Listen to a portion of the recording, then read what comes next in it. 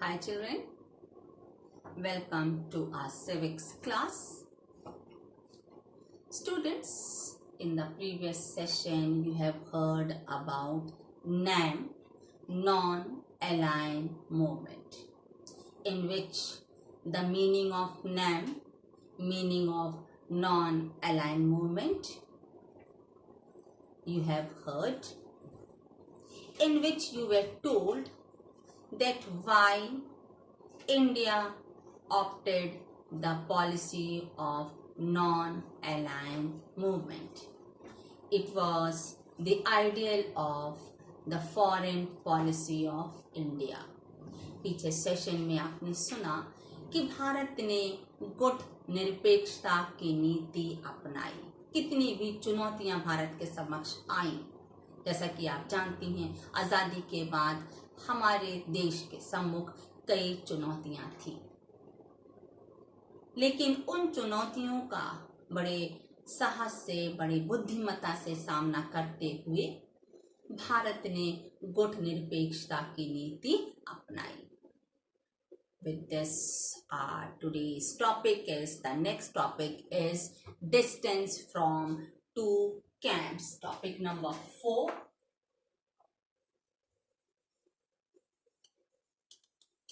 Distance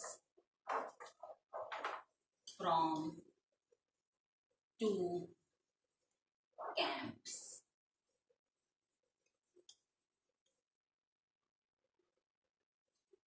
Distance from two camps, दो खेमों से दूरी। ये दोनों खेमे कौन थे? एक था यूएस और दूसरा था सोवियत यूनियन, जिसके बारे में आप पहले भी सुन चुकी हैं। यूएसए, संयुक्त राज्य अमेरिका, और सोवियत यूनियन या इसे यूएसएसआर भी कहा जाता है, जिसे सोवियत संघ कहते हैं। तो भारत ने इन दोनों खेमों से, India did not join any of these two power blocks, and it was the dream of India that after independence India wanted peace. आजादी के बाद हमारे भारतवासी देश में शांति और सुव्यवस्था का माहौल चाहते थे। इसीलिए उन्होंने गुट निरपेक्षता की नीति अपनाई। That is why they opted the policy of non-alignment. Otherwise, if they would have joined in any of these groups, they would have not got the freedom of making any policies, implementing any policies on their own. That is why they wanted to be free in all their decisions. So they opted the policy of non-alignment. Children, you know that India always supported UNO. Bharat ने सदैव ही संयुक्त राष्ट्र संघ जो संस्था 1945 में द्वितीय विश्व युद्ध के बाद बनी, उसमें सदैव ही शांति और सुव्यवस्था बनाए रखने के लिए अपना महत्वपूर्ण योगदान दिया, क्योंकि भारत स्वयं भी शांति का समर्थक है। It can be a question, children, that in 1947, when India got freedom, this is the time of freedom, year of freedom, as well as the starting of era of Cold War, जिसके बारे में आपने कल सुना है। 1947 में हमें आजादी मिली और यही 1947 शीत युद्ध के दौर का आरंभिक काल था, और इसी समय दोनों सुपर ब्लॉक्स की स्थापना हो चुकी थी। तो ऐसे समय जब भारत को एक सहयोग की जरूरत थी, अर्थव्यवस्था को सुधारने के लिए एक सहयोगी देश की जरूरत थी, तो क्यों नहीं भारत इन दोनों गुटों में से एक गुट में शामिल हो गया? क्यों? Because it opted the policy of non-alignment. It did not join either of the groups in any of the challenges it had gone through because of non-alignment policy. Students, you have read in the chapter The Era of Cold War about the two pacts. आपने दो संधियों के बारे में पढ़ा. US which led North Atlantic Treaty Organization, US ने NATO नामक संधि और सोवियत यूनियन ने वार्सा पैक्ट नामक संधि की, जिसके बारे में आपने पूर्ण रूप से विस्तार रूप से शीत युद्ध के दौर अध्याय में पढ़ा है. इसके बाद भी भारत ने India did not join any of the blocks nor entered in any of the pact but opted the policy of non-alignment. यही भारत की आत्मनिर्भरता का प्रमाण है. उस समय, आज तो हमारा देश आत्मनिर्भर है, लेकिन उस समय जब हम आजाद हुए थे, चुनौतियां हमारे देशवासियों के समक्ष थी, फिर भी भारत ने ना किसी गुट का समर्थन लिया, ना ही किसी गुट में शामिल हुआ, क्योंकि उसने सदैव ही अनकंडीशनल रेफरेंसेस रखे. स्पष्ट है. But it is very true that our representatives faced many challenges by opting the policy of NAM, by keeping the ideal of non-alignment movement. In 1956, children, 1956, it was the time of 1956. In 1956, Britain invaded Egypt on the issue of Suez Canal. Britain ने मिस्र पर आक्रमण किया. Suez कनाल, Suez नहर के संबंध में, परिप्रेक्ष्य में कोई विवाद था. And at that time, India protested against this invasion. ऐसे समय में भारत ने इस invasion के खिलाफ अपना कदम उठाया, अर्थात उसका विरोध किया. But in the same year, USSR invaded Hungary. उसी समय सोवियत संघ ने हंगरी पर आक्रमण किया. कहा जाता है उस समय जब सोवियत संघ ने हंगरी पर आक्रमण किया, भारत ने किसी प्रकार की सार्वजनिक आलोचना की प्रक्रिया नहीं दिखाई. Why it was possible, children? Be very clear. Why it was possible? जब यूएस के द्वारा कदम उठाया गया, भारत ने विरोध किया. सोवियत यूनियन के द्वारा कदम उठाया गया, भारत ने उसमें कोई भी तीखी प्रक्रिया या टिप्पणी नहीं की. क्यों? Because India did not join any of the groups. Otherwise किसी भी स्थिति में उसे जिस ग्रुप में वह मेंबर बना होता, शामिल होता, वह उसे उस ग्रुप का समर्थन देना पड़ता, या जानते हुए भी कि वह कदम जो उठाया गया वह गलत है. Because India did not join any of the group, so wherever it found fault, it protested. So children, it is also said that following the strategy of NAM, India also wanted the other developing countries to opt the policy of NAM. Bharat चाहता था अन्य विकासशील देशों को भी कि वे भी गुट निरपेक्षता की नीति अपनाएं. But it happened that Pakistan joined US-led military alliance. Pakistan ने यूएस द्वारा सैन्य संगठन में वह शामिल हो गया. और ऐसी परिस्थिति में जब यूएस ने देखा कि भारत आत्मनिर्भर है, वह हमारे गुट में शामिल नहीं हो रहा है, जबकि वह उसे सहायता दे सकता था. उस समय भारत की अर्थव्यवस्था अच्छी नहीं थी, लेकिन भारत ने यूएस का समर्थन नहीं लिया, जो कि एक पूंजीपति देश है.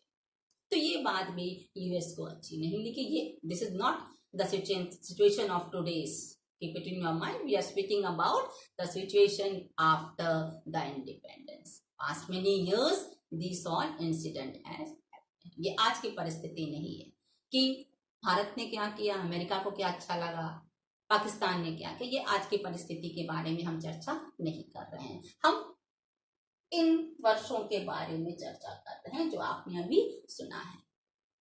So India was taking independent decision which was not much liked by US, and seeing that here and there India is concerned with Soviet Union, that also was not appreciated by US. ये भी बात संयुक्त राज्य America को अच्छी नहीं लगी, क्योंकि वह चाहता था कि भारत उसके गुट में शामिल हो जाए, क्योंकि भारत ना यूएस के गुट में शामिल था ना सोवियत यूनियन के।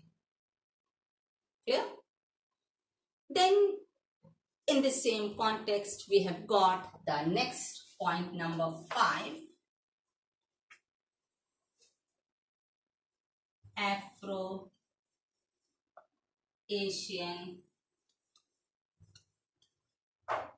Our next topic is Afro-Asian unity.